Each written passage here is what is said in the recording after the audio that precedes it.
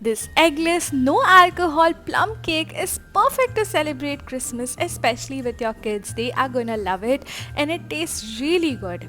Take some orange juice and add in some raisins, blueberries, cranberries, cherries. All the ingredients are mentioned in the description. Add in your tutti fruities as well and give it a nice mix. Now we need to cover and rest this for at least 1 hour. Now make your caramel by heating some sugar, letting it melt and turn off the flame. Add in some water, turn the flame back on again, cook for a minute and let it cool completely. In a bowl, add in some milk along with oil. You can also use melted butter and vanilla essence. Whisk it together well until it's nice and fluffy.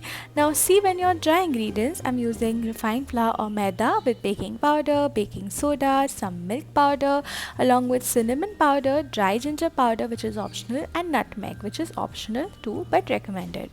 Now give it a nice mix and we add in the caramel that we made slowly in parts, whisking it together nicely. Add in your soaked fruits, add in some cashews and almonds and just fold it in together. It's so beautiful. Transfer to any greased cake tin and now we just need to garnish it. You can be creative and use whatever you want. I've just added the same things I've added while soaking: tutti frutti, blueberries, cranberries, etc., along with some cashews and cherries.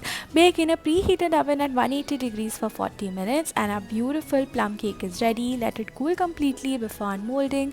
Cut it into slices and enjoy. You can store it in the fridge for 5 to 6 days too. Detailed ingredients and the description.